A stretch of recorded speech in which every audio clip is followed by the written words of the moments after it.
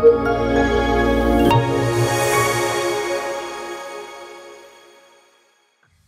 semua, apa kabar? Kembali lagi di channel Bumi Aku Academy. Halo Mas Ali yang jauh di sana, apa kabar? Halo, kabar baik, Dobry Den. Wow, ini bahasanya agak berbeda ini.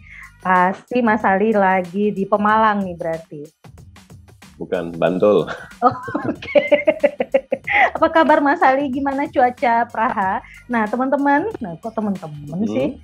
Emang nggak ada yang tahu ya kalau Mas Ali udah di Praha ya? Udah tahu semua. Di Masjid diumumin soalnya. Oh, di masjid diumumin ya.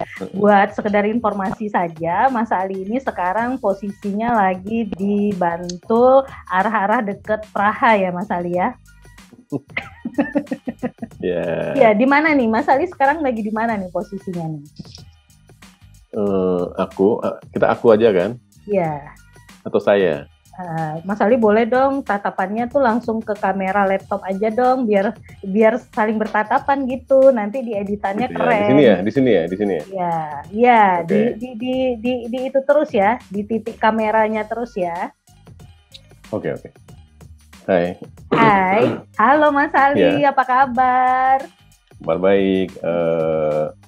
Saya sekarang di Praha. Praha itu sekitar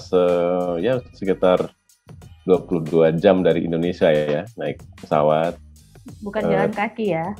Kalau jalan kaki belum pernah nyoba ya. Oh, Tapi nggak pernah bernazar juga untuk jalan kaki dari Jogja ke Praha.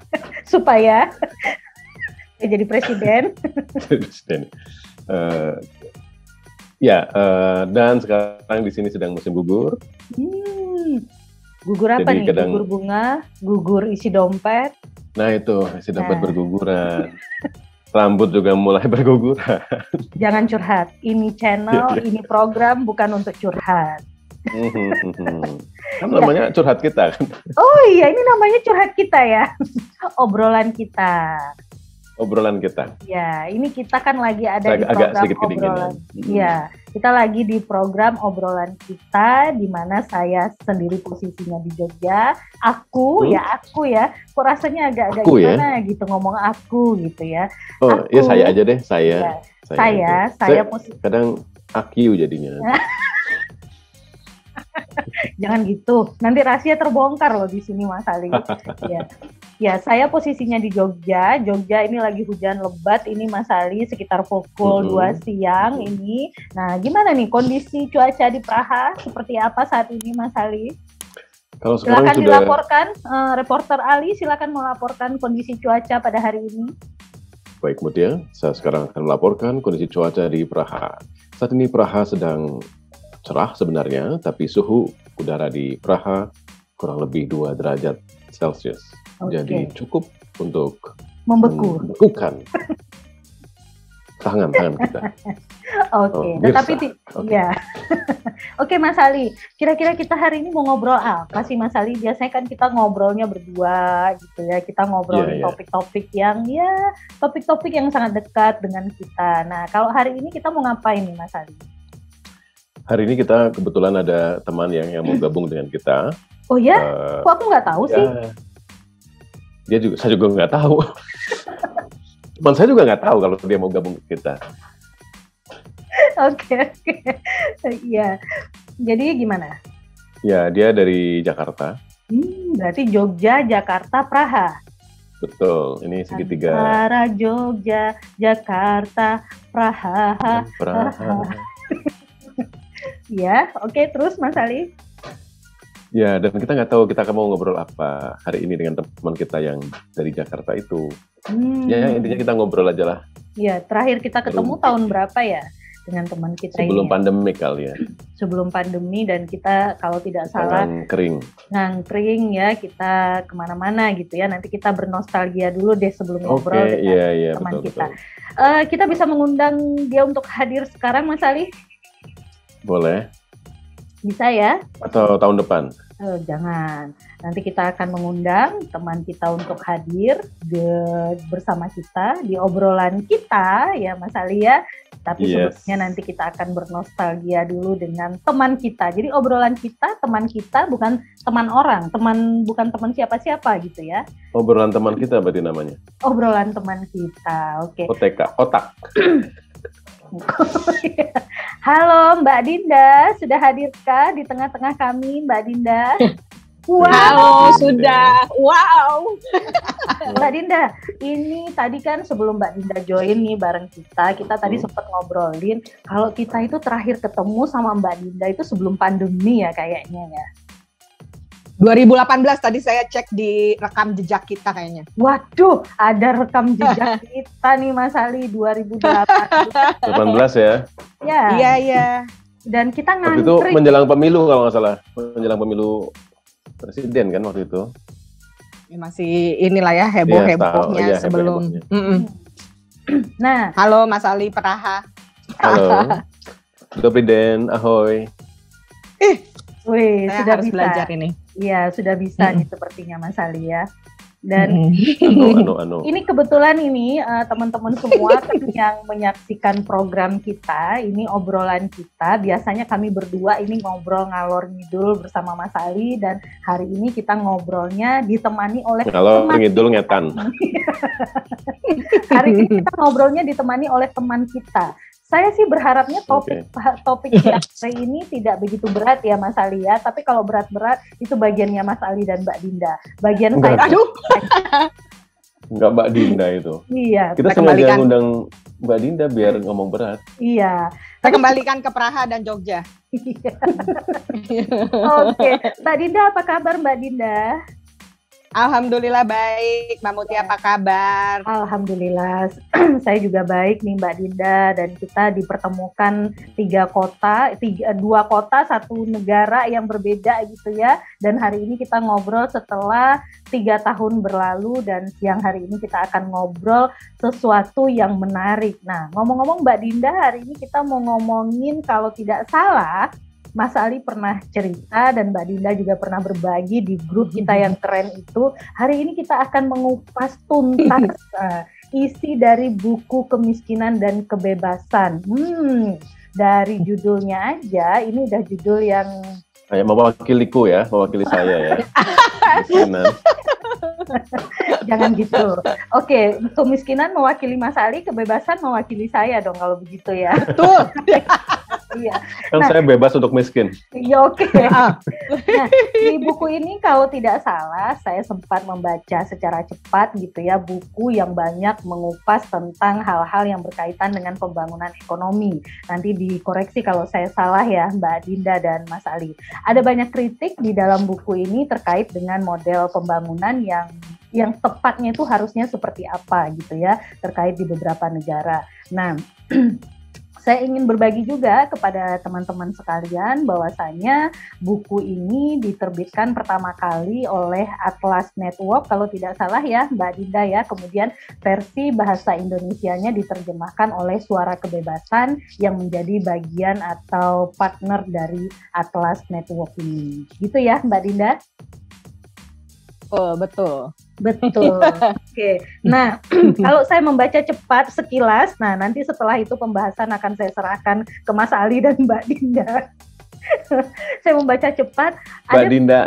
Iya, ada beberapa kritik. Tetap ya udah dimulai nih. Iya. Ketok sudah dimulai, kita bisa mulai obrolan kita, Mas Ali. Ya, kita ngobrol aja, ngalor ngidul, ngetan ngulon. Iya. Nah, kalau kita lihat di awal-awal bab buku ini ya, di halaman-halaman awal gitu ya, kelihatan banget ya dibaca halaman awal gitu ya. Kalau Mas Ali bagian akhir, saya bagian awal dan Mbak Dinda keseluruhan dari isi buku ini. Tentunya Mbak Dinda perwakilan covernya aja. Ya, perwakilan dari Suara Kebebasan yang paling amat sangat mendalami dan tahu isi dari buku ini yang akan berbagi kepada kita semua.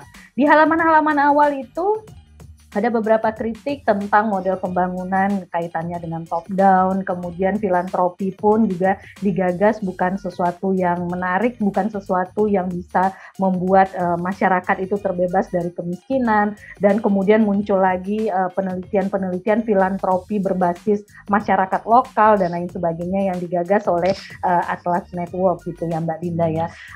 Mbak Dinda, sebelum kita ngobrol lebih jauh nih Mbak Dinda, saya pernah nih ketika mengampu mata kuliah komunikasi pemberdayaan, waktu saya masih dosen. Nah, waktu saya masih dosen ya. Catat. Garis bawahi waktu saya masih menjadi dosen. Sekarang saya bebas. Nah, kata-kata kebebasan tadi. Saya bebas. Waktu saya masih mengampu mata kuliah komunikasi pemberdayaan, memang ada di beberapa pertemuan perkuliahan itu kami membahas tentang paradigma pembangunan, Mbak Dinda.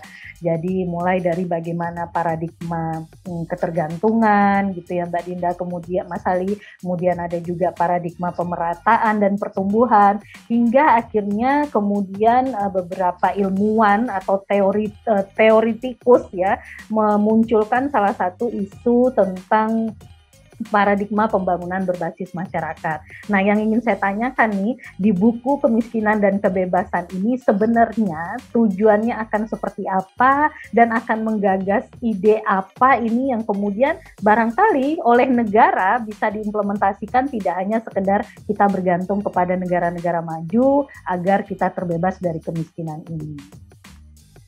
Apa Tomut? Yang kamu bahas apa Tomut? Kayaknya hebat loh, udah selesai ini diskusi ini. Iya. Ayo kita ngobrol yang lain-lain aja. Yang tadi toilet. Aduh, tetap ya toilet. Nanti toilet akan dibahas juga. Thank you Mbak Mutia. Jadi ini apa nama programnya? Obrolan Kita ya? Yes, Obrolan Kita. Saya rasa ini buku cukup relevan ya, dan ini saya punya bahasa Inggrisnya karena sayangnya memang karena keterbatasan kami belum mencetak bahasa Indonesianya. Tapi feel free kalau teman-teman di sini berminat untuk cek PDF-nya gratis di suarakebebasan.id. Jadi senang sekali. Pertama-tama terima kasih Mbak Mutia dan Mas Ali untuk kesediaannya. Ini bicara berat, tapi sebenarnya berat-berat masih beratan yang di Praha lah. Jadi kalau buku ini tuh ini bertambah berat hari ini. Nah, aduh kasihan deh dibangunin pagi ya. Jadi ketika kita bicara buku ini kemiskinan dan kebebasan, saya tidak akan bicara definisi dan segala macam karena pasti terlalu berat. Tapi intinya buku yang diterbitkan oleh Atlas Network ini sebenarnya mengkompilasi pengalaman dari mitra-mitra Atlas Network yang mostly itu adalah lembaga-lembaga penelitian di berbagai negara. Jadi mereka sendiri sih sebenarnya punya jaringan sekitar ada 480-an atau bahkan mungkin 500 think tank gitu dari seratusan negara yang bergabung dalam jaringan Atlas Network ini. Nah, yang menarik adalah sebenarnya tadi saya tertarik tuh mendengar mata kuliah yang diampu oleh Mbak Mutia ya, komunikasi pemberdayaan. Saya pikir buku ini juga sebenarnya relevan untuk itu karena dia mengulik bukan hanya dari tataran praktis apa yang dikerjakan oleh mitra di berbagai negara, tapi juga mengkritisi, ya itu tadi benar, bagaimana pembangunan dilakukan, karena kan suka ada ini ya, ada orang-orang yang merasa kita harus menolong, tapi kita menggunakan cara kita. Kita sering belajar ini nggak sih dulu, lebih baik dikasih kail apa dikasih ikan? Coba, jawabannya apa tuh? Kita suruh jawabannya apa sih dia? Kalau saya sih mending dikasih uang ya sekarang Mbak Dinda ya, ini tanggal tua. Dikasih pakai data kali. Bukan, dulu yang bilang dikasih kolamnya ya. Iya. Dikasih kolam, ya mau dikasih. Ada yang kampanye itu kalau nggak salah. Nah, itu kampanye. Tapi menarik Mas Ali. Artinya kan gini, kita disodorkan oleh jargon atau yang misalnya gini nih, saya ngasih uang. Tadi kan Mas Ali bilang miskinnya, jadi saya ngasih Mas Ali ikan apa kail atau kolam tuh saya kasih tuh Mbak Mutia ya.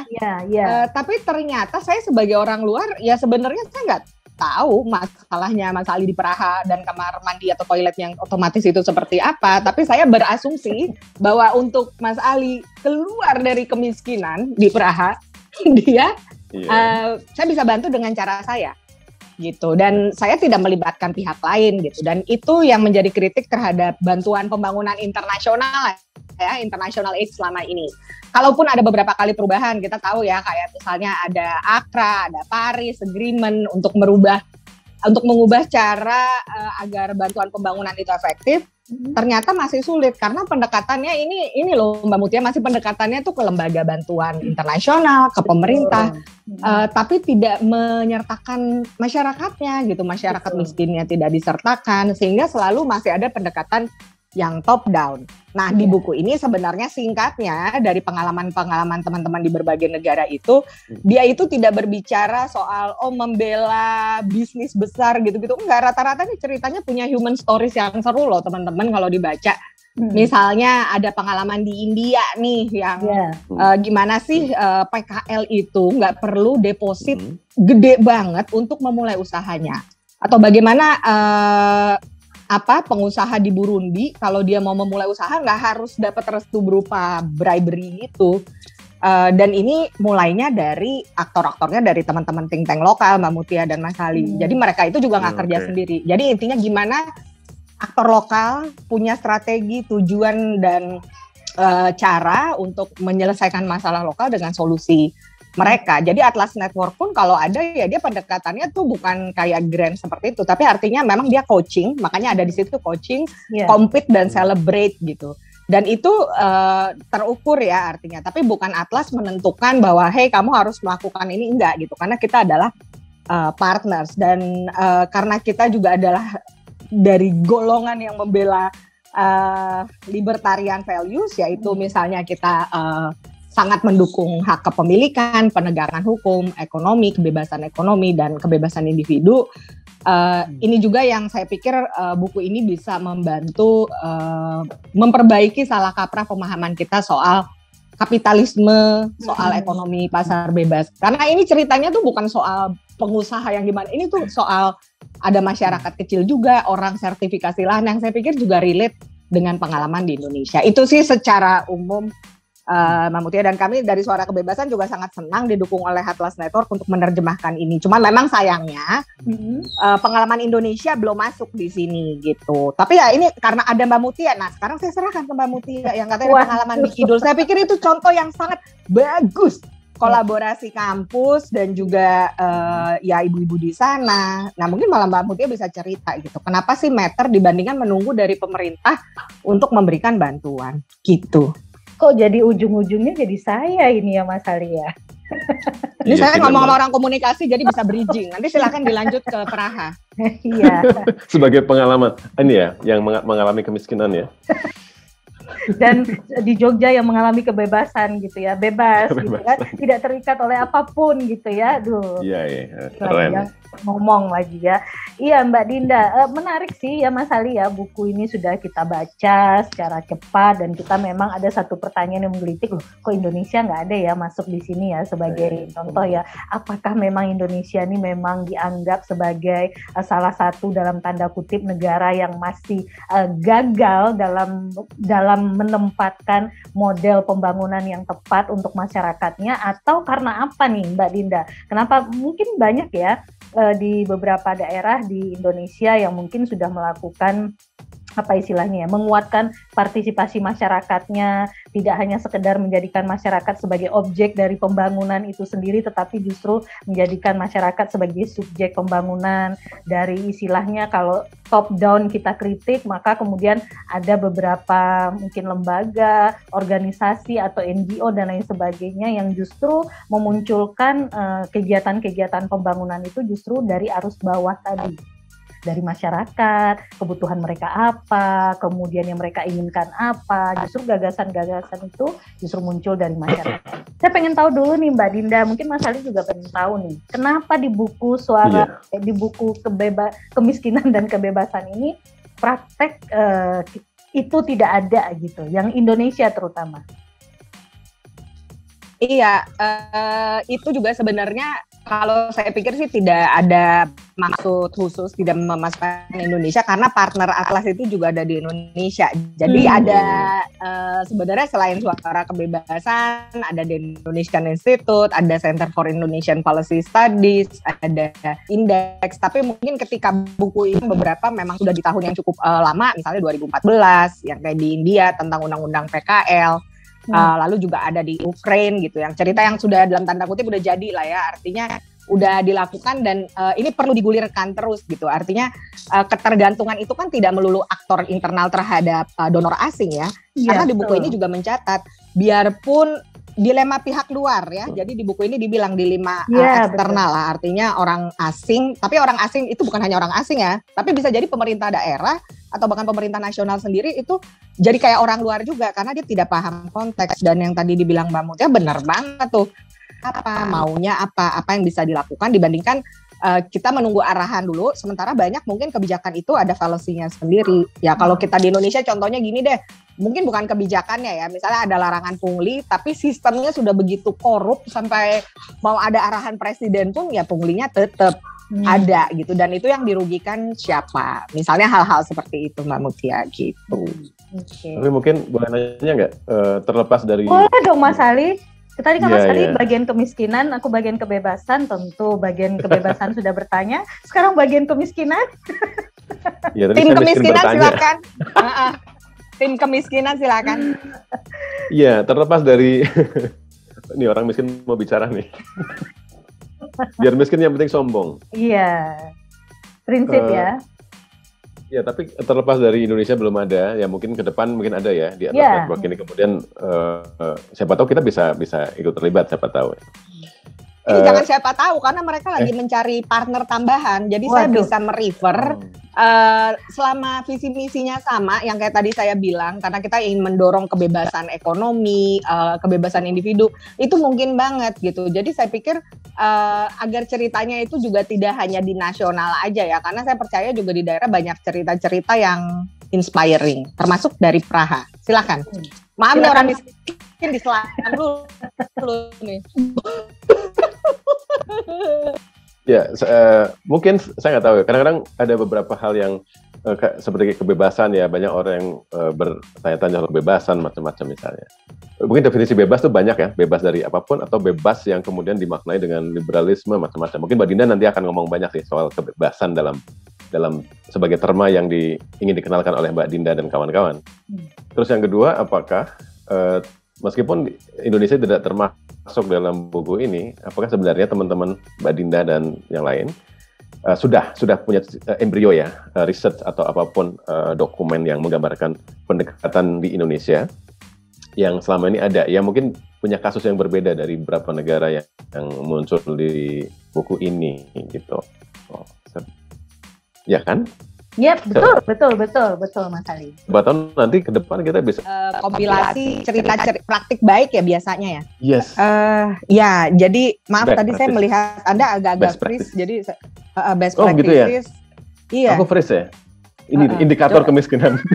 Iya, ini salah satunya nih, saya juga ada puyeng. Bukan indikator kemiskinan, indikator suhu di sana. Suhu di sana berapa gitu kan membuat Anda. Oh, jadi nge-freeze ya.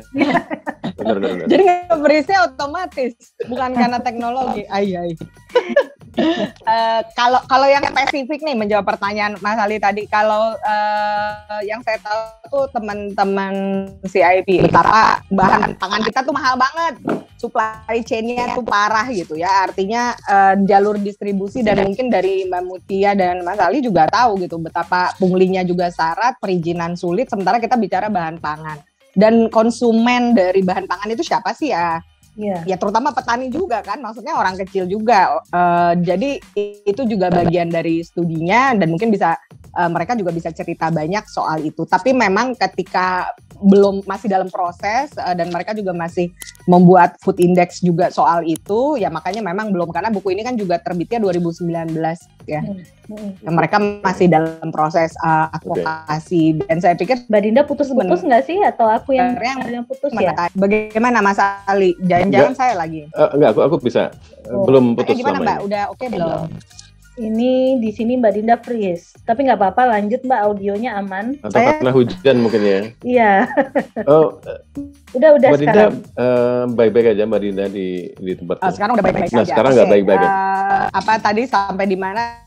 Jadi saya pikir kelihatan best videonya. practices itu videonya nggak kelihatan. Ini tadi sambil mengecek apakah saya backup juga nih sama paket data.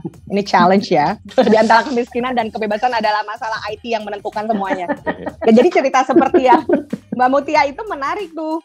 Menurut saya ya, kalau melihat karena pendekatan itu muncul, dan saya pikir juga kita juga mungkin dari aktivisme dari Kita Bisa atau dari aktivisme lain yang memang bergerak dari tataran akar rumput, sebenarnya itu sudah terjadi. Tapi kan memang challenge kita tuh kadang-kadang kita tidak mengkompilasi cerita-cerita itu ya, Mbak Mutia, bahwa ini ada cerita pemberdayaan, dan cerita di buku ini juga sebenarnya menyuarakan, lalu mereka berkolaborasi atau berkoalisi juga dengan entah itu dengan media, dengan pengacara, dengan pemerintah, bahkan dengan sektor bisnis seperti yang terjadi di Afrika tuh. Mereka punya masalah soal sertifikasi lahan, tapi ada LSM think tank tepatnya di sana, Free Market Foundation, yang mereka membuat gerakan itu untuk mendorong sertifikasi tanah yang lebih murah. Karena kebijakan apartheidnya kan masih berdampak hingga saat itu ya. Jadi mendorong agar orang mensertifikasi lahan, memanfaatkan aset, dan dia tidak kerja sendirian. Dia misalnya mengundang juga, misalnya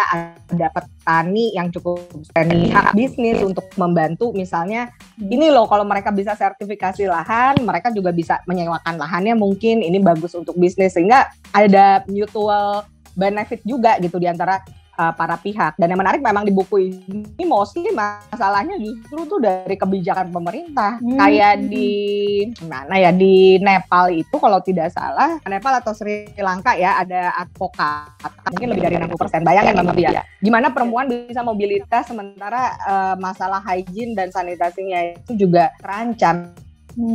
Dan saya pikir itu sangat menarik. Mungkin kalau di Indonesia istilahnya gini, ada perizinan yang berkurang dari ribuan hari jadi ratusan hari, kurang. Pendekatan dari bottom up yang partisipatif dan inklusif, yang mungkin juga Mbak Mutia dan Mas Ali punya cerita banyak soal itu, bisa lebih berkelanjutan gitu. Karena ya memang dibangun bersama-sama sesuai kebutuhan dan pengetahuan lokal. Karena di sini sebenarnya semangatnya gini loh teman-teman, kalau kita tuh jangan merasa paling pintar sendiri. Pengetahuan itu terlalu kompleks, masalah terlalu kompleks. Makanya kita tidak bisa mengandalkan pihak luar semata-mata, plus ya kita perlu bekerja sama dengan beragam pihak.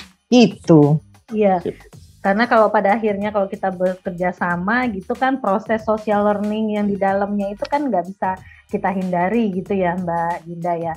Menarik sih penjelasannya Mbak Dinda. Mungkin saya sedikit ingin berbagi ya, saya dan Mas Ali itu beberapa kali melakukan kegiatan kalau kita ngomongin pembangunan gitu ya. Mungkin tidak sebesar yang sudah dilakukan oleh lembaga-lembaga yang lain yang mungkin mendapatkan donor dari negara luar begitu, atau dari mana gitu ya.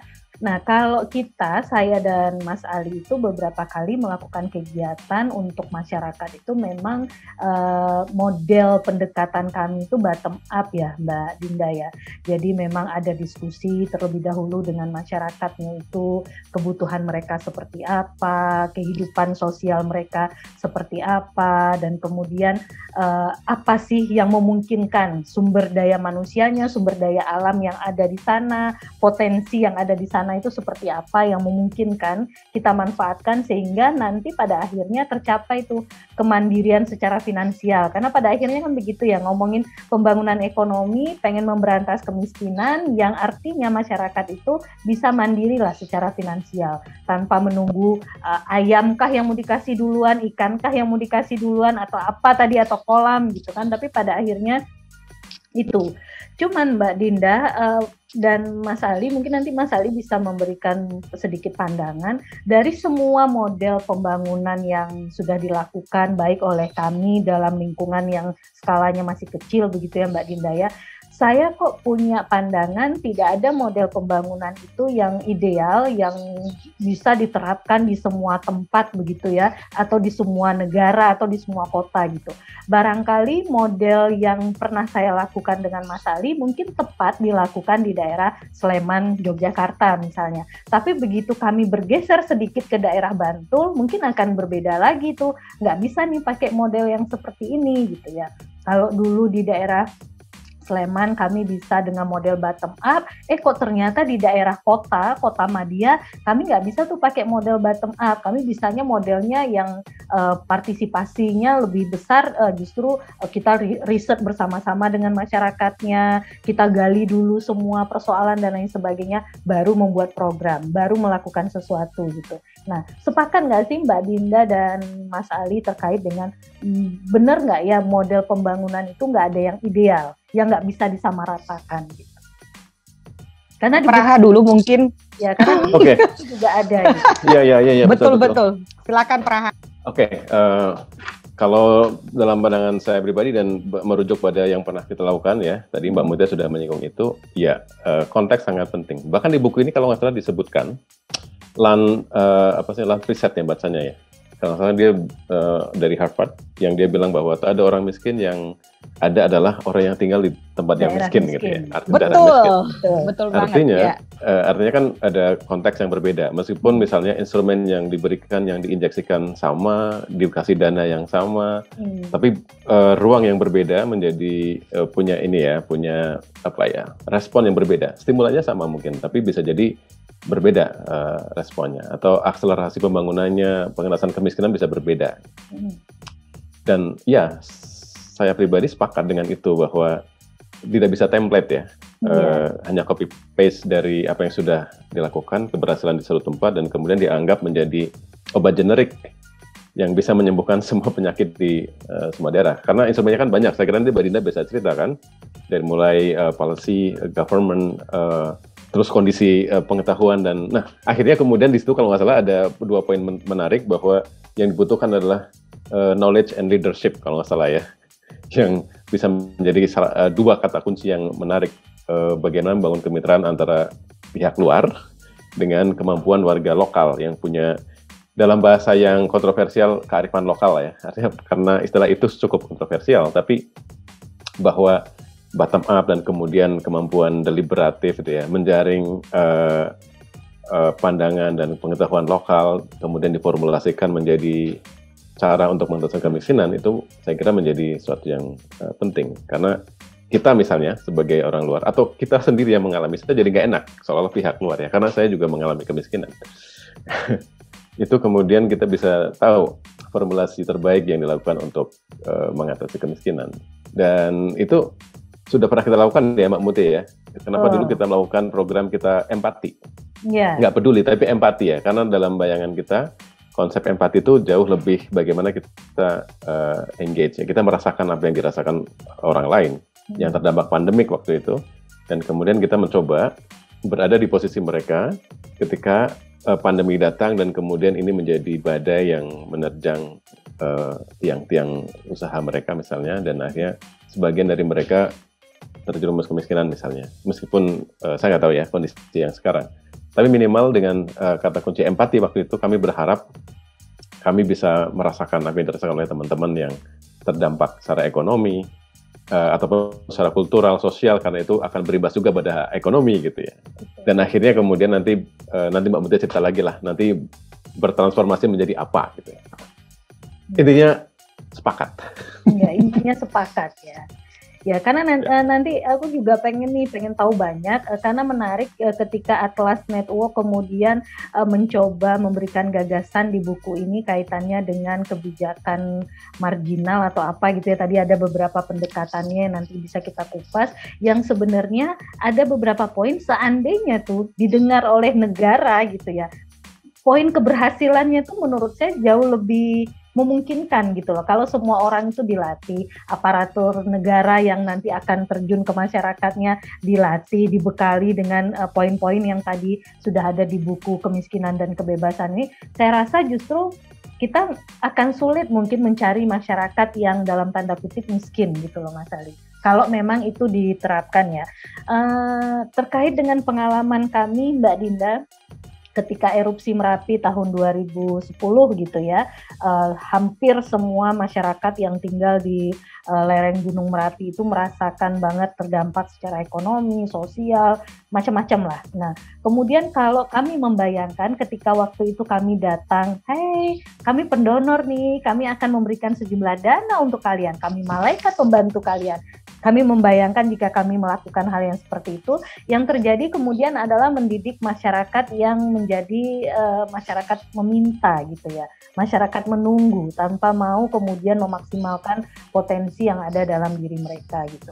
Nah, sementara kalau kita mencoba melakukan metode bottom up tadi, kita tunggu dulu masyarakatnya itu apa sih yang mereka mau, kita diskusikan dulu. Pada saat itu juga nggak tepat itu Mbak Dinda. Pada saat itu yang saya rasakan nggak bisa, karena mereka sendiri sudah kehilangan rumah, sudah kehilangan keluarga dan lain-lain. Boro-boro tuh mau berdiskusi, mau memikirkan apa nih next kehidupan ini akan seperti apa gitu. Sehingga pada waktu itu kita mencoba menggabungkan antara bagaimana kita sebagai mungkin kalau tadi istilahnya pihak luar gitu ya, karena bagaimanapun walaupun kita ini bukan orang yang asing-asing banget, tapi ketika kita masuk ke dalam masyarakat ya kita adalah orang asing bagi mereka gitu ya. Sehingga pada saat itu kita mencoba menggabungkan dua metode pada saat itu Mbak. Kita juga top down-nya kita pakai, bottom up-nya juga kita pakai gitu loh.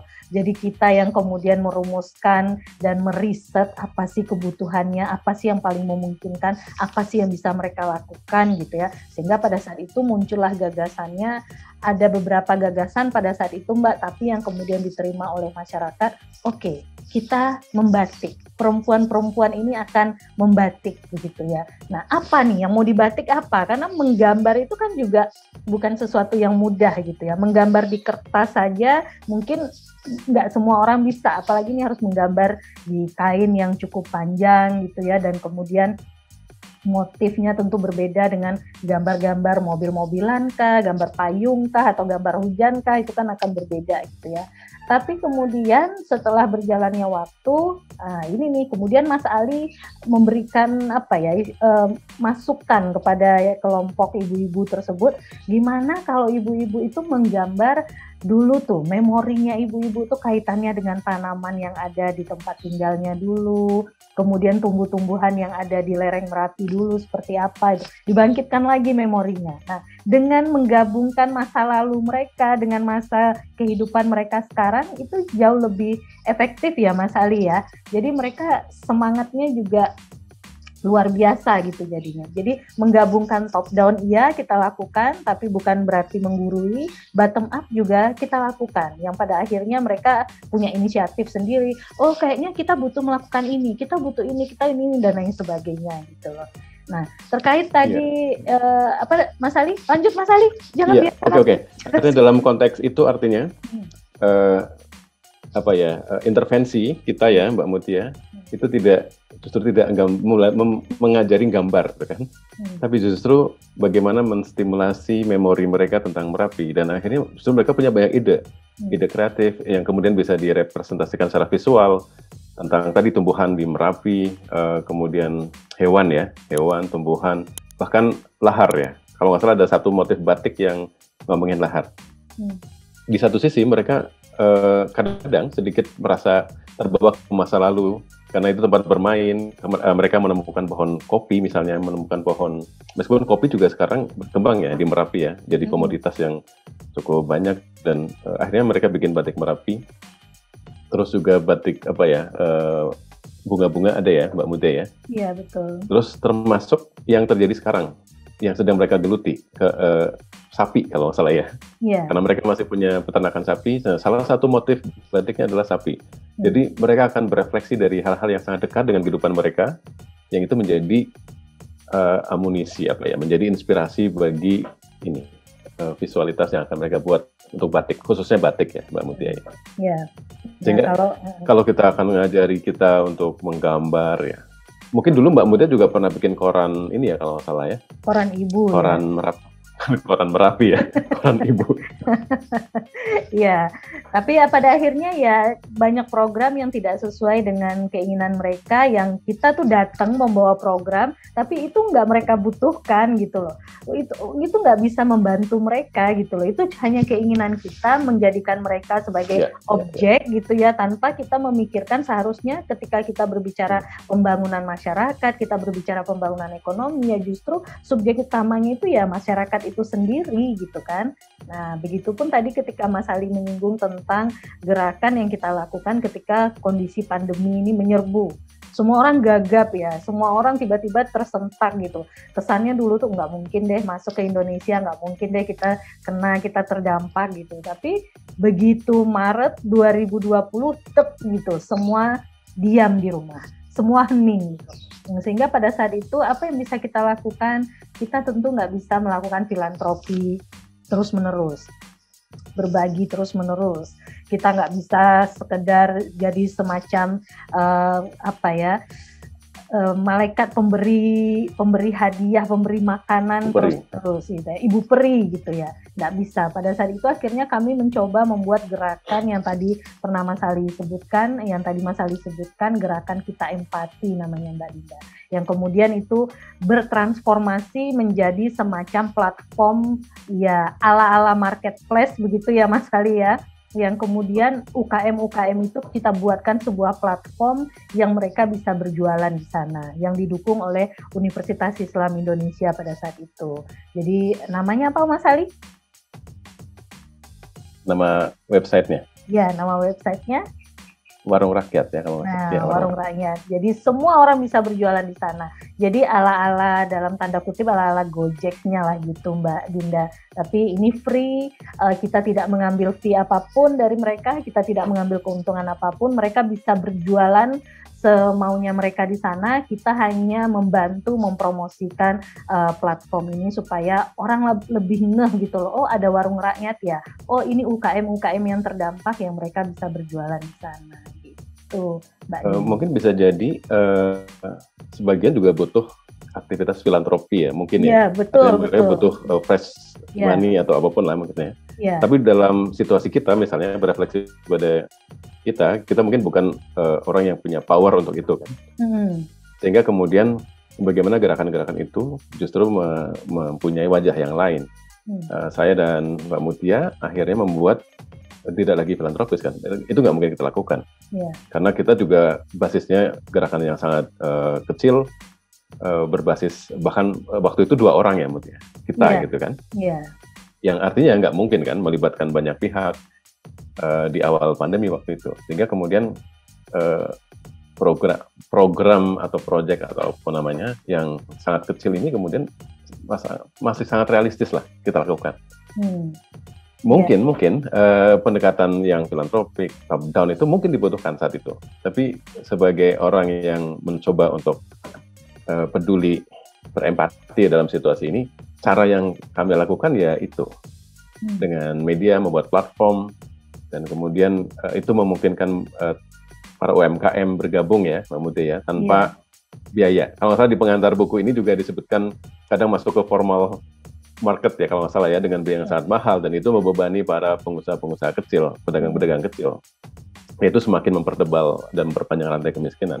Sehingga waktu itu yang karena kami basisnya adalah dari komunikasi, mengerti sedikit tentang media dan peran media sosial ya dalam konteks itu, akhirnya kami membuat itu tadi. Kami empati, gerakannya berbasis sosial media. Kami membuat beberapa wadah ya untuk video iklan buat teman-teman UMKM. Kita bikinkan beberapa promosi ya, baik berupa poster, kemudian video pendek kecil, video promosi, terus apa lagi Mbak Mutia? Yang kita buatkan waktu itu? Foto-foto produk ya. Foto produk ya. Ya berbasis dari mereka sendiri yang mengirimkan foto produknya, videonya, terus kita create secara sedikit lebih estetik gitu ya, dan kemudian cukup mengundang perhatian. Enak dilihat dan seterusnya. Oke Mas Ali. Saya nanti ingin berbagi sedikit tentang di Praha ya. Tapi boleh. Nanti sore. Nanti sore. Nah, tapi ini sebelum Mas Ali berbagi yang Praha, kita pengen diskusi lagi nih kembali ke buku yang Kemiskinan dan Kebebasan. Ada yang menarik nih Mbak Dinda kaitannya dengan reformasi kebijakan marginal gitu Mbak Dinda. Mungkin kan ada yang 4 poin di situ ya Mbak ya. Pertama, apakah negara itu apakah di negara tersebut seseorang itu dapat mendirikan, mengembangkan dan menutup usahanya dengan mudah. Itu kan pertanyaan-pertanyaan mendasar. Menurut Mbak Dinda nih, kenapa sih ini kok ngomonginnya ke arahnya arah politik gitu ya? Agak-agak berat nanti. Kenapa sih kan reformasi kebijakan marginal itu kan kalau kita baca kan mudah banget ya Mbak ya. Oh ini cuma poinnya gini. Kenapa Mbak? Kira-kira menurut Mbak Dinda negara susah sekali mengimplementasikan poin-poin itu terkait untuk pembangunan masyarakatnya. Negara kita terutama Mbak. Ya itu sebenarnya menarik ya. Saya sendiri kan latarnya juga belajar studi pembangunan. Dan pas membaca itu, ya benar ketika mau ada intervensi, dan itu kan yang kebijakan marginal itu yang pendapatnya Andrews et al. Ceritanya.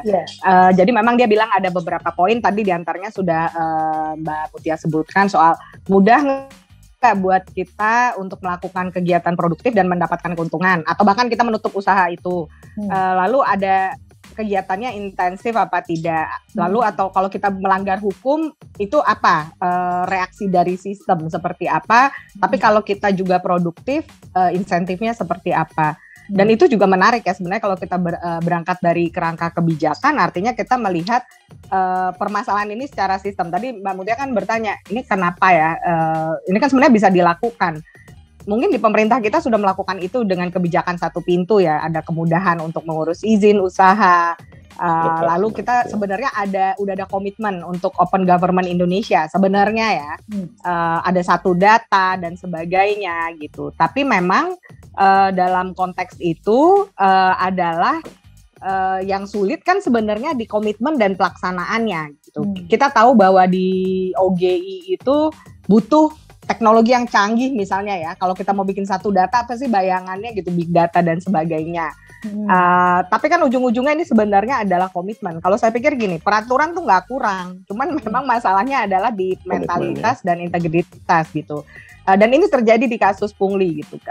Udah ada himbauan, ada instruksi dari presiden, tapi bahwa korupsi itu sudah sedemikian mengakar ya. Jadi dia itu, dan ini juga sama terjadi di negara lain, tadi yang Mbak Mutia juga sempat bilang kan, itu terjadi juga di Burundi, terjadi di India, di Amerika juga terjadi demikian. Jadi ini common issue, tapi artinya memang benar tadi yang tadi Mbak Mutia dan Mas Ali bahas ya, bahwa tidak ada resep satupun yang sama untuk semua tempat gitu. Dan bahkan kalau lihat di buku ini, pendekatannya teman-teman ini juga beragam. Tadi kalau tadi kita empati itu punya model stimulasi seperti itu, lalu didorong dengan warung rakyat, which is buat saya itu sangat menarik juga.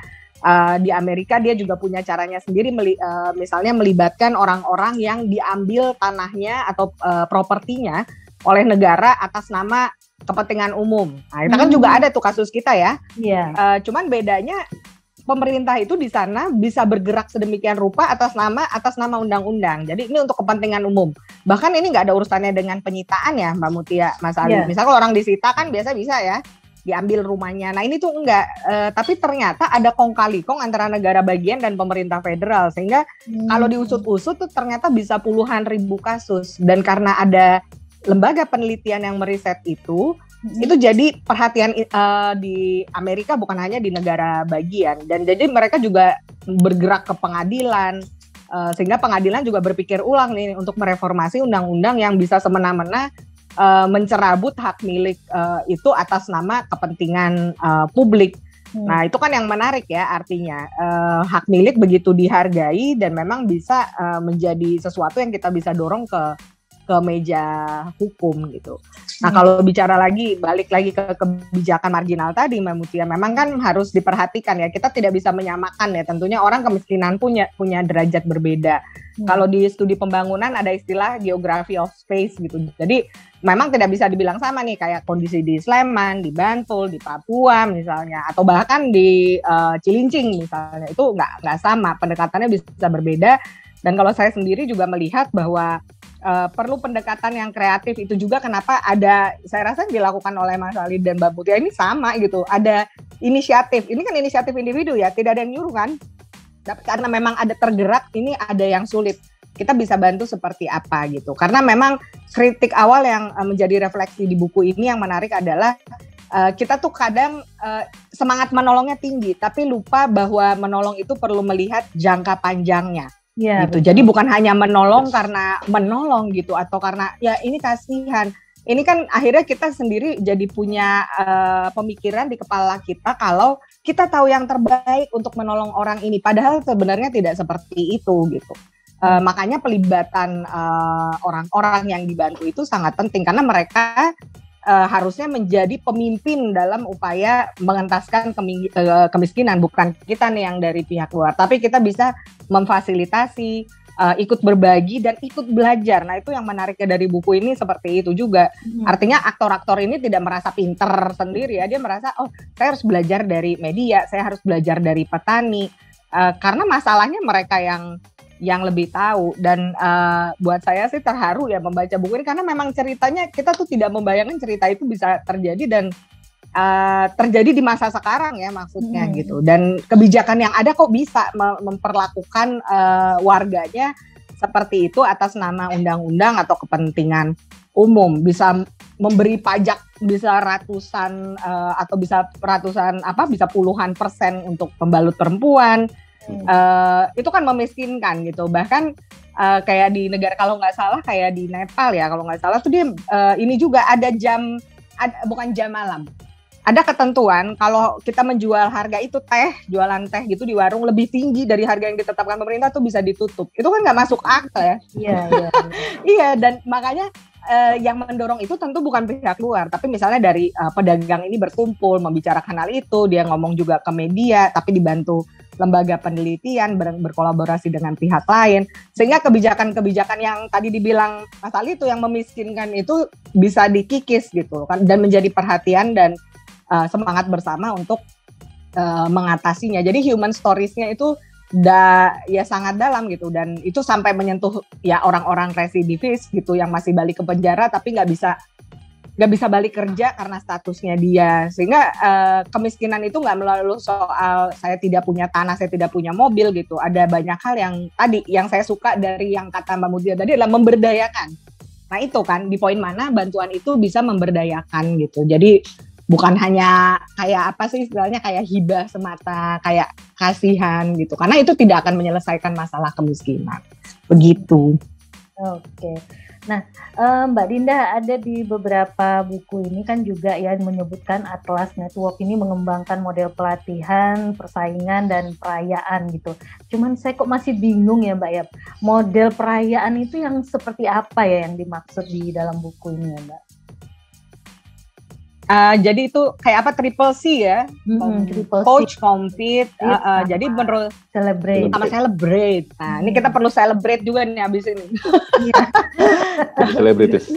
Selebritis akhirnya bisa juga. Nah jadi kita itu di Atlas Network mereka menyediakan sebenarnya kayak webinar yang gratis untuk pelatihan-pelatihan. Tapi sebenarnya sebelum COVID ini tuh biasanya juga ada pertemuan tahunan yang cukup ajak, whether itu untuk manajer organisasi, untuk peneliti dan sebagainya, yang kita bisa bicara soal bisnis model, soal SWOT, lalu soal bagaimana menyampaikan pesan, kerja advokasi, atau juga ada model-model yang sifatnya mentoring gitu loh Pak Mutia. Dan itu antar partner dan juga ada dari Atlas, karena kita tahu kita perlu belajar dan berelasi dengan pihak-pihak lain gitu, perlu bekerja sama. Nah biasanya dalam training itu juga kita diajarin, misalnya nih kalau di komunikasi mungkin diajarin pitching ya, misalnya kalau kita mau pitching proposal, pitching ide, misalnya kita menyampaikan pesan 1 menit gitu ya. Kalau lebih dari 1 menit ibaratnya kita mau ketemu donor, ketemu di lift, elevator pitch-nya tuh nggak jalan, kalau kelamaan orang udah kehilangan momentum. Nah itu kita diajarin tuh, jadi teknik komunikasi seperti apa, menyampaikan pesan di awal, lalu tadi bisnis model seperti apa, outcome, dan ketika kita di training seperti itu kan berarti kita udah punya knowledge ya, udah punya pengalaman juga yang bisa kita terapkan dalam kegiatan-kegiatan di lembaga juga, dalam kerja advokasi misalnya. Nah biasanya compete-nya itu memang Atlas sendiri punya ada grant dan awards dan itu beragam gitu, bisa dilihat di atlasnetwork.org yang mana modelnya itu macam-macam. Jadi kita misalnya apply nih kayak untuk misalnya kayak di Indonesian Institute kita lagi ada kegiatan tentang illiberalism grant. Apa sih illiberalism grant? Jadi kita mengajukan proposal waktu itu tentang studi terkait dan tentang bagaimana kebebasan berekspresi di Indonesia, khususnya kritik warga negara terhadap pemerintah. Nanti bisa deh kita ngobrol di obrolan kita deh lain kali ya, seru juga. Apalagi dengan pakar komunikasi berdua di sini nih, pasti seru. Nah, dari Praha nih, pakar banget nih. Pakar. Ya. Nah, yang menarik Mbak, jadi kita berkompetisi.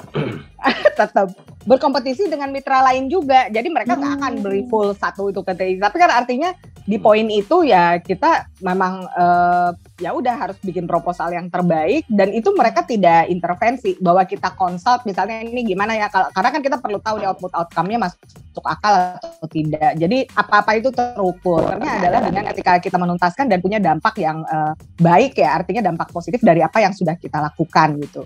Nah misalnya kalau dulu sih di zaman ya itu sekarang pun dari zaman COVID juga sudah dilakukan model celebrate-nya karena kita biasa di Atlas Network itu ada Liberty Forum, Liberty Forumnya ada yang internasional, kayaknya tahun ini di Miami ya, yang sebelumnya di mana tapi online, nah atau enggak ya Liberty Forum yang kawasannya regional, misalnya di Asia, di Amerika Latin, seperti itu.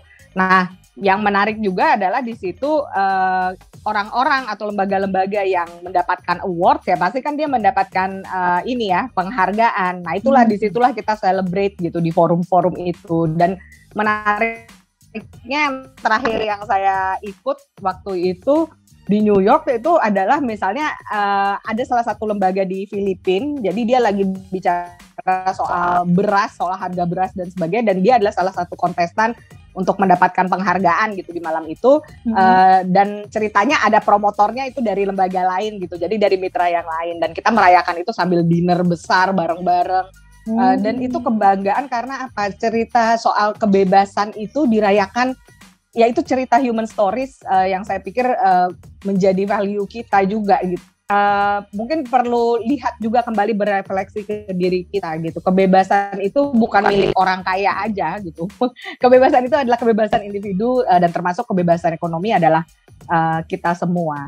Dan yang sangat saya pikir sangat patut diapresiasi adalah semangat filantropi orang-orang yang memang berada ya. Artinya maksudnya misalnya kayak dari keluarga Templeton gitu, dan mereka punya foundation, maksudnya filantropi itu adalah hal yang biasa, mereka mau berinvestasi dan memang serius berinvestasi untuk gerakan-gerakan seperti ini gitu, dan mereka punya kepercayaan yang tinggi bahwa aktor lokal itu bisa menemukan caranya, berinisiatif, punya strategi gitu, dan berhasil gitu, dan cerita human stories itu muncul banyak gitu ya, dan ketika berkompetisi itu kan seru ya, maksudnya kompetisi antar mitra juga, antar partner, dan yang kita pun jadi belajar dari pitching-pitching yang disajikan tiap lembaga gitu kan. Misalnya ada yang cerita soal kita pengen dorong gimana PKL, waktu itu Malaysia juga sempat gimana PKL bisa aman di Malaysia, bisa terfasilitasi.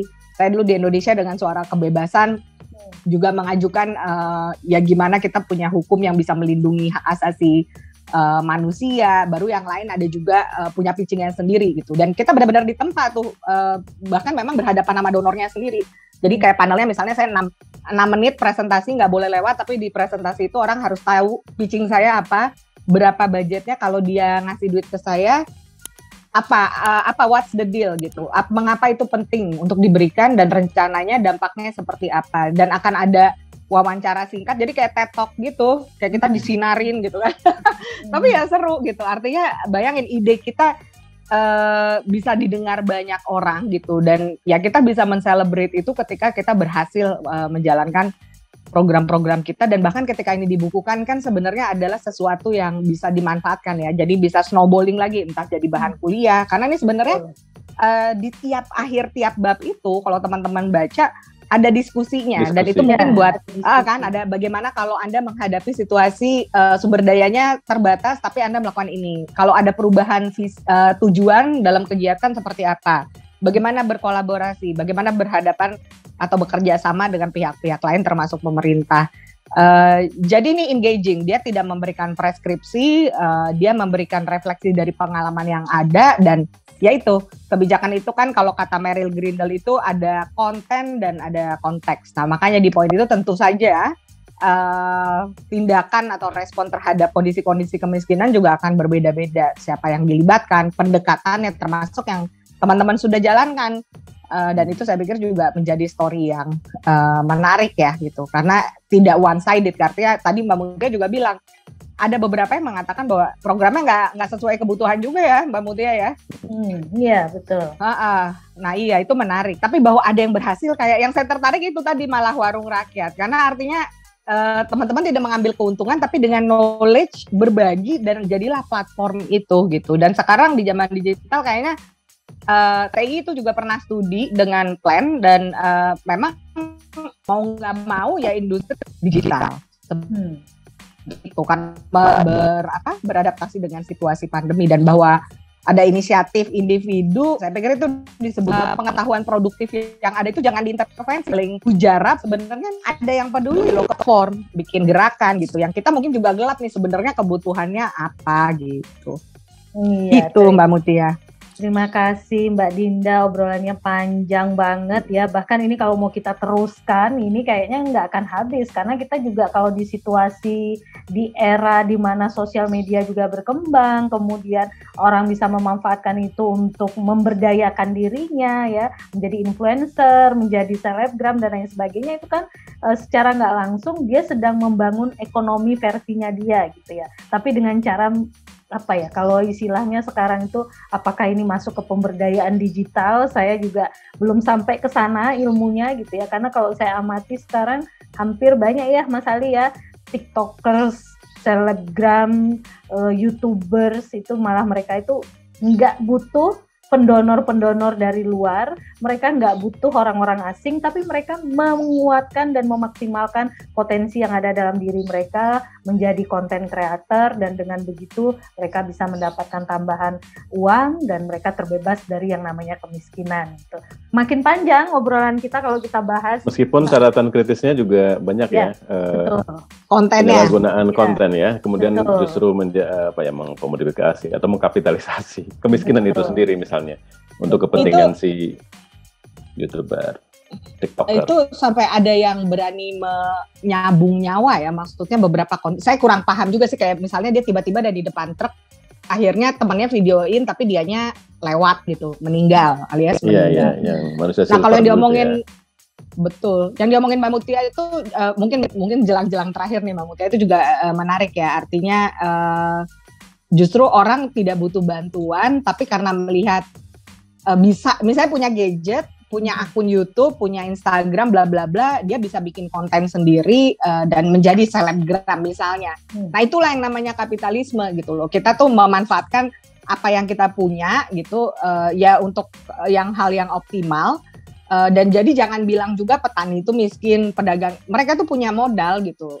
Kadang buat saya ketika kita undermine atau tidak menganggap orang punya modal itu, tentu dalam skala berbeda, kita malah membuat orang itu tidak berdaya. Dan dalam development studies itu juga labeling itu jadi berbahaya, karena ketika saya misalnya bilang Mas Ali biar tinggal di Praha ternyata miskin gitu karena ceritanya toilet misalnya.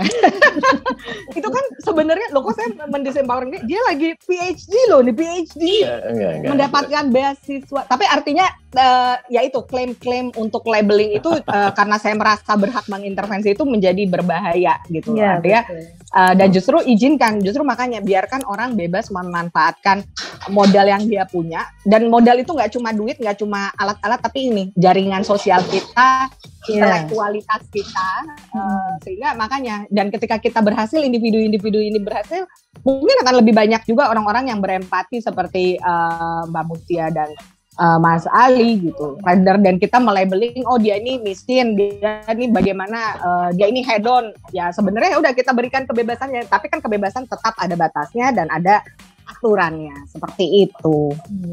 Iya, oke deh Mbak Dinda. Mas Ali, di detik-detik terakhir ada yang mau disampaikan dulu? Ya, mungkin ini aja. Jadi benar, labeling, kemudian kalau dalam skala tertentu jadi othering ya. itu memang jadi kemudian jadi malpraktek kebijakan kita juga gitu. Di sini misalnya banyak diskursus tentang homeless dan jadi homeless di sini dan kemudian juga di beberapa negara Eropa saya kira. Jadi kalau di dalam kasus Swedia itu ada paper magazine ya, street magazine yang mereka menggunakan para homeless itu terlibat dalam produksi dan distribusi itu. Dan keuntungan buat para homeless misalnya. Tapi yang menarik adalah meskipun ini banyak kritik ya dari praktek ini ya terkait dengan tetap yang menjalankan adalah elit-elit pihak luar yang ide inisiatif para homeless itu tidak banyak tertampung secara konten dalam street magazine-nya itu sendiri gitu. Tapi minimal bagaimana cara mereka memandang atau mengikis othering yang dilakukan pada kelompok-kelompok yang dianggap marginal. Misalnya homeless. Itu kan kemudian kalau dalam sudut pandang othering, mereka kan menjadi stigma kan, banyak stigma. Kemudian ada diskursus normatif bahwa orang itu harus punya rumah, harus nyaman, sehingga bagi orang yang nggak punya rumah itu dianggap sebagai devian gitu misalnya, anomali gitu. Yang kemudian mereka harus ada kebijakan tertentu yang bagaimana caranya agar mereka tidak homeless. Yang represif ya mereka dibuang itu kan dari taman-taman kota atau dari mana yang mengganggu kota dalam konteks turistifikasi kota misalnya. Nah itu jadi menarik. Kemudian minimal ada kelompok-kelompok yang seperti street paper tadi, street magazine yang kemudian mencoba melibatkan para homeless itu sehingga mereka punya penghasilan misalnya ya. Terlepas bahwa kemudian ini juga banyak kritik terkait dengan engagement dari si homeless dalam proyek ini. Tapi minimal mereka mencoba mengubah cara pandang itu, konsep othering, termasuk bahkan sampai ke hewan. Kemarin ada pameran dari Nico itu ya, yang ngomongin wolf talk. Perbicaraan serigala itu ya. Jadi kenapa serigala itu banyak mengalami stigma dari banyak hal sebagai ancaman buat manusia, bahkan ada 25 film tentang serigala misalnya yang menganggap bahwa itu enemy salah satunya ya. Nah, enemy ini sebagai enemy inilah yang kemudian diubah itu bahwa mereka tuh bukan enemy dan itu mungkin jadi significant other gitu ya. Sehingga nggak perlu jadi othering lagi tapi significant other. Dan saya sepakat dengan Mbak Dinda bahwa kemudian kelompok-kelompok yang punya inisiatif itu jadi penting ya, karena mereka bisa menjadi mata rantai atau sense of equivalence atau seperti itu, dan kelompok-kelompok partikularitas itu kemudian bisa bersinergi dan membentuk sebuah kekuatan besar dan kemudian bisa membangun sebuah counter hegemoni ya seperti tadi lah, bahwa homeless, gelandangan itu bukan lagi dianggap sebagai other atau kemiskinan misalnya. Tadi yang Mbak Dinda bilang, jangan-jangan kita punya standar yang berbeda melihat orang lain miskin dengan ukuran kita. Padahal mereka punya skema tertentu, mereka punya tolak ukur tertentu misalnya. Tapi yang jelas, saya senang sih Mbak Dinda, Mbak Mutia gitu ya, yang punya banyak inisiatif. Minimal ini menjadi agenda besar kita ke depan terkait dengan ini. Dan merumuskan cara-cara terbaik untuk melakukan penetrasi, intervensi, yang proporsional dan kita belajar dari mereka kan, bagi yang kita anggap other tadi misalnya, yang sebenarnya itu salah juga cara pandang kita atau cara pandang siapapun yang merasa bahwa pendekatan mereka yang terbaik untuk melakukan pengentasan kemiskinan atau isu-isu lain yang sejajar dengan kemiskinan. Kembali ke toilet, oke, enggak. Nah, ngomong-ngomong tadi Mas Ali menyebutkan dengan ada inisiatif dan lain sebagainya. Nah, suara kebebasan. Nah, ini kembali ke suara kebebasan ini sepertinya saya juga pengen tahu nih Mbak Dinda, karena kalau dari beberapa literatur yang saya baca, dari webs yang saya buka gitu, target utama dari suara kebebasan ini generasi muda Indonesia yang seperti apa nih Mbak Dinda? Terus bagaimana, bisakah join di sini atau seperti apa skemanya? Karena tadi Mas Ali menyebutkan kita butuh nih banyak orang yang punya inisiatif dan lain sebagainya. Nah, barangkali suara kebebasan menjadi sebagai satu wadah bagi penonton YouTube kita begitu ya, yang isinya sebagian besar anak-anak muda. Nah, yang ingin tahu bagaimana mungkin bergabung karena targetnya tadi generasi muda Indonesia, bagaimana ingin bergabung atau seperti apa nih skemanya? Thank you Mbak Mutia dan Mas Ali juga tadi toilet talk nih kayaknya nih kita. Jadi kalau SK benar kita targetnya sebenarnya ke teman-teman muda. Ya kalau di Undang-Undang Pemuda berapa sih? 16 sampai 30 ya. Tapi sebenarnya sih juga ada sampai 60 kayaknya. Bisa ya. Kita juga muda. Nah, tapi artinya kan tak kenal maka tak sayang ya Mbak Mutia. Jadi kadang-kadang memang spesifik. Makanya pengalaman ya, curhat. Baru kita ya makanya makanya kita juga kerja sama kampus, makanya juga pernah juga dengan kampus Mbak Mutia dan Mas Ali kemarin Universitas Islam. Nah, dan menurut kami sih sebenarnya bukan hanya kampus tapi juga organisasi mahasiswa, kelompok studi, meskipun kalau dalam diskusi-diskusi atau kalau ada lomba-lomba esai misalnya yang kami lakukan, pesertanya juga beragam. Kita tidak membatasi di usia sih, ada juga yang dari orang LSM, ada juga yang memang profesional, dan beberapa kegiatan kami sih sebenarnya ya pasti ada lah batas umur juga ya, biar tidak ada gap juga di situ, karena katanya kalau ngajarin orang yang udah tua senior banget agak sulit ya. Saya nggak tahu deh. Dan kita bicara soal memperkenalkan stigma. Memperkenalkan ideologi yang banyak yang nggak suka, kebanyakan ya, tapi kan maksud saya kenapa dari awal tadi saya bilang tak kenal maka tak sayang gitu kan. Ya karena perlu belajar. Saya rasa ketika saya juga bareng dengan teman-teman di Suara Kebebasan itu, saya juga banyak belajar dari teman-teman milenial gitu, terutama yang mereka mungkin bacaannya juga lebih banyak soal isu-isu ini, karena buat saya proses belajar juga tidak pernah berhenti. Nah kalau misalnya mau join, sebenarnya sih kita open aja untuk artikel, bisa artikel opini, bisa resensi film, bisa resensi buku yang memang mempromosikan gagasan kebebasan. Dan kita tuh dari internal penulis kita juga tulisannya beragam Mbak Mutia. Kita juga sempat ngobrolin soal split bill, ngobrolin soal Squid Game, soal pungli hari ini. Tapi kita lihat itu dari kacamata perspektif kebebasan, khususnya dari perspektif libertarian ya. Gimana kebebasan ekonomi penting untuk kesejahteraan. Dan di buku ini kalau nanti teman-teman baca lagi, banyak literatur juga. Jadi artinya ini bukan opini, bukan katanya-katanya. Tadi saya rasa juga Mas Ali dan Mbak Mutia juga mengutip beberapa ya, dari kebijakan marginal, dari soal orang tuh tidak miskin gitu loh, tapi dia ada di tempat yang miskin. Gitu. Sehingga kalau sebenarnya sistemnya benar sih, akses dan kontrol terhadap sumber daya harusnya tidak terbatas ke yang dibilang Oxfam 1% kan. Harusnya bisa untuk semua gitu. Dan makanya ketika ada digital platform itu memberi kesempatan, atau ketika orang bisa jadi YouTuber, ya dia nggak harus punya manajer khusus kan. Ya manajer mungkin keluarga dia sendiri atau teman-teman dia sendiri. Jadi semua orang bisa melakukan hal-hal yang dulu kita pikir harus lewat agent, harus lewat stasiun TV. Ternyata dari toilet pun kalau mau ya, Mas Ali di Praha tuh bisa tuh toilet story gitu. Jadi ya kapitalis sebenarnya baik-baik aja. Toiletnya baik-baik aja. Yang nggak baik itu orang yang menggunakan toilet, jangan lupa nyiram gitu. Jadi itu dia. Ini kayaknya cerita yang sangat serius memang. Kalau mungkin mereka pikir semuanya serba otomatis. Nah, jadi silahkan. Tapi memang kita ini bergerak atas ini idealisme. Jadi kita tidak ada fee. Tapi artinya teman-teman tulisannya pasti akan kita share di platform kita di Suara Kebebasan tuh ada Twitter, IG, ada Line. Di kegiatan kita tuh juga ada di YouTube, kita ada di Facebook, dan kalau ada kegiatan-kegiatan SK, baik itu kelas libertarian online, atau Mises Bootcamp, atau kita ada lomba esai, atau ada forum kebebasan, Liberty Talks yang kita lakukan, feel free gitu. Dan silahkan aja kalau memang, sekarang kan orang udah kebanyakan WhatsApp group nih, makanya kita juga gak selalu kayak tiap orang kita invite. Tapi kita juga punya WhatsApp group yang dari kelas-kelas itu atau dari jaringan kita, dan WhatsApp group SK sendiri gitu. Jadi ini terbuka lah sesuai dengan namanya gitu. Dan tapi kita ingin memperkenalkan gagasan ini biar jadi kerja bersama juga gitu. Seperti yang saya rasa kita juga udah lakukan ini ya sebelumnya waktu kita diskusi buku 3 tahun lalu. Dan ya bahkan juga teman-teman sudah mempraktekkan juga kan lewat kerja-kerja inisiatif ini. Makanya ya itu bermulanya dari inisiatif individu gitu, dan kita tidak bisa mengharap negara menyelesaikan semuanya. Negara punya peran ya, tapi perannya terbatas karena dia juga punya keterbatasan pengetahuan kan, Mbak Mutia, Mas Ali.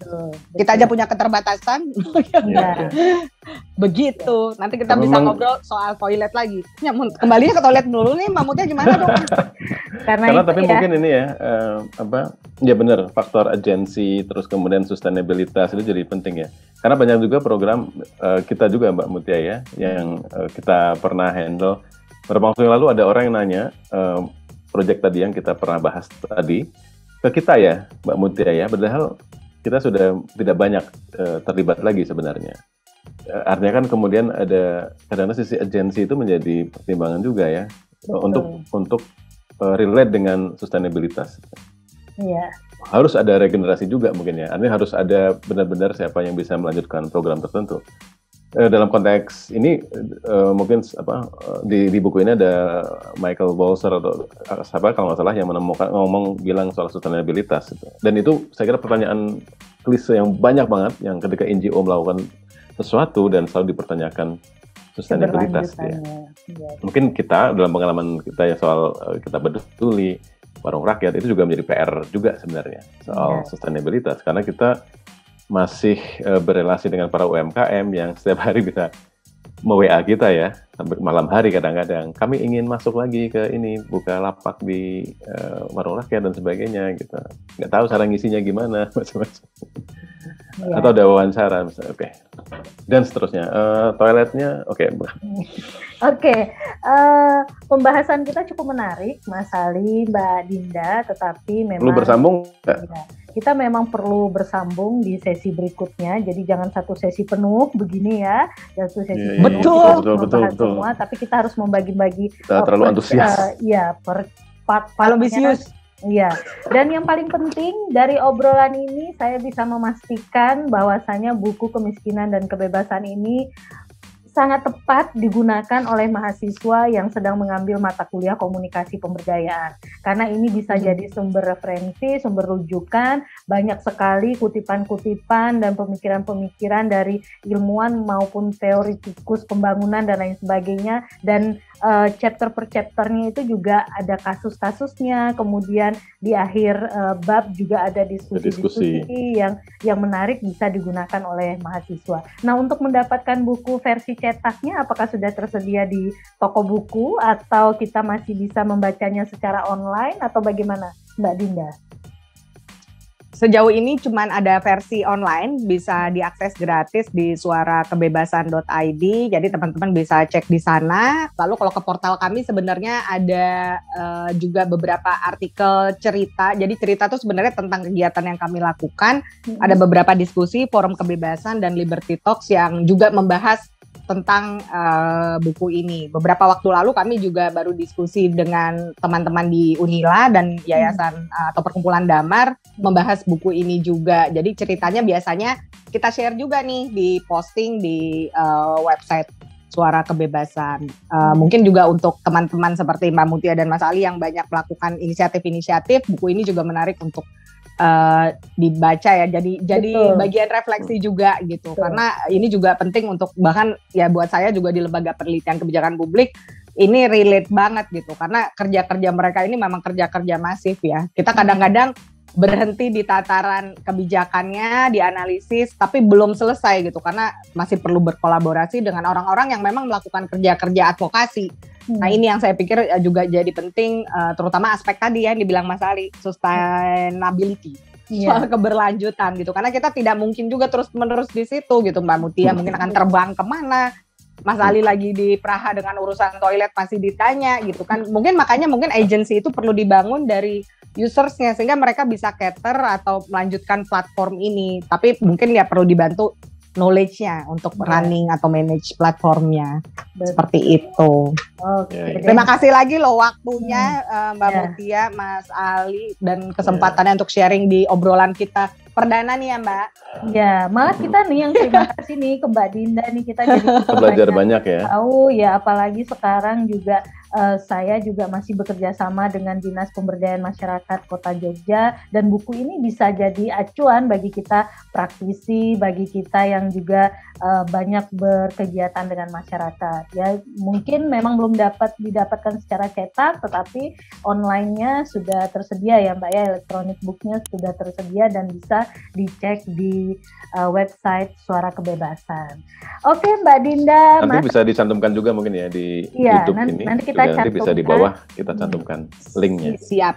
Di deskripsi kita cantumkan, dan di video ini pun nanti juga sudah tercantum website dari Suara Kebebasan.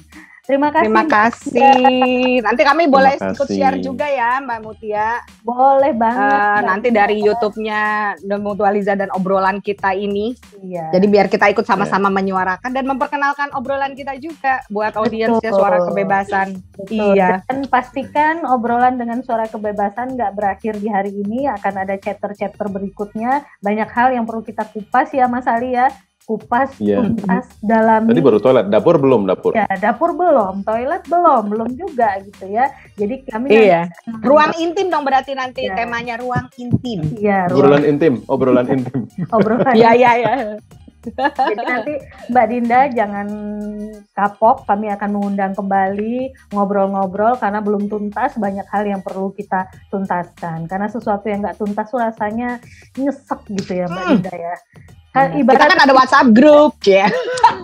Ibarat rindu harus dituntaskan ya Mas Ali ya. Harus dibayar tuntas. Harus dibayar. Iya, itu jadi tagline banget ya sekarang. Rindu harus dibayar tuntas. Iya. Jangan lupa nama WhatsApp group kita ya, saling mengingatkan. Iya.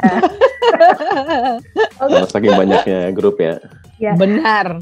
Oke Mbak Dinda, Mas Ali, terima kasih atas bincang-bincang kita di sore hari ini ya, sore hari waktu Jogja, pagi hari waktu Praha, Jakarta juga sama ya. Dobry den. Ya, kita akan bertemu kembali di sesi-sesi berikutnya, tentunya dengan perbincangan yang lebih menarik lagi, yang lebih intim lagi, dan yang lebih apa lagi ya Mas Ali ya? Lebih tuntas lah. Lebih tuntas pokoknya gitu ya. Lebih tuntas. Mbak Mutia, kita nggak moto-moto dulu nih? Boleh, kita foto-foto dulu. Ayo dah, foto dong. Ya. Gue bantu motret juga ya. Ya, Mas Ali nanti share ya. Mas Ali aja. Kalau banyak cahaya matahari nih sebentar. Lumayan. Ada. Aduh, matahari kehidupan. Gelap deh. Ya udah deh.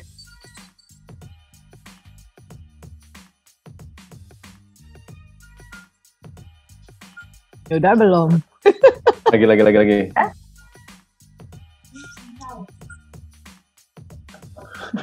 Lagi. Ini kayak ngerjain nih. Halo gitu kan. Ya? Oke. Sebagai dokumentasi. Iya. Terima kasih banyak. Terima kasih. Buat BKD NKD. Oke. Mas Ali, silakan. Acara kita hari ini Mas Ali. Saya tadi sudah Mas Ali. Anda yang menutupnya, dan sampaikan kepada penonton kita untuk jangan lupa subscribe channel kita ya Mas Ali. Formal atau apa nih? Gaya siapa? Mau gaya siapa? Gaya presiden. Gaya presiden kita deh. Baik, kita sudah selesai. Oke, demikian tadi ya. Kita sudah ngobrol panjang lebar tentang buku yang sangat menarik. Ini memantik diskusi kita dengan sangat luar biasa ya, meskipun belum tuntas. Dan ini bisa menyisakan kerinduan, dan kerinduan harus dibayar dengan tuntas, seperti cicilan. Semoga kita bisa tidak hanya tadi ya program yang sustain, tapi juga mungkin obrolan kita juga harus sustain. Betul. Dan kita bisa nyambung lagi dengan isu-isu yang lain yang masih dengan nuansa dan irama yang sama, saya kira. Dan aku kira banyak isu-isu lain. Mungkin banyak juga teman-teman di luar yang bisa berbagi dengan kita. Mungkin sudah melakukan banyak hal tapi tidak pernah terpublish misalnya. Tapi semoga ini menjadi tonggak dari kita untuk melakukan perubahan yang mungkin lebih raksasa di kemudian hari. Terima kasih, jangan lupa simak terus obrolan kita di mana Mbak Mutia? Channel kita sudah berubah namanya ya. Betul. Bumi Aku Berubah ya, Academy. jadi apa namanya? Bumi Aku Academy. Oh wow. Sorry atas Eh, kesalahan, silakan diedit. Dan juga nanti mungkin akan tampil juga di tempat Mbak Dinda ya, di Suara Kebebasan. Iya. Itu aja, terima kasih sudah menyimak obrolan kita, dan semoga Bermanfaat terus, ya. semoga bermanfaat, benar. Bermanfaat dan menginspirasi gerakan yang lebih konkret untuk mengentaskan Semangat. kemiskinan dan untuk melakukan banyak hal untuk kehidupan. Itu aja. Keren banget. Terima kasih Mas Alif, Mbak Dinda. Sampai ketemu Thank lagi. you Mbak Mutia, Sampai Mas jumpa. Ali. Naslo dan cus. Iya. Ahoy. Sehat-sehat, selamat Sehat berakhir semua. pekan. Oke. Anda belum Ya, akhir sehat pekan, semua. Praha masih lama. Iya. Ya, ini mau Jumatan. Iya. Iya, oh iya ampun. Take care ya, thank you Ya. banyak. Oke, terima kasih Mbak Dinda.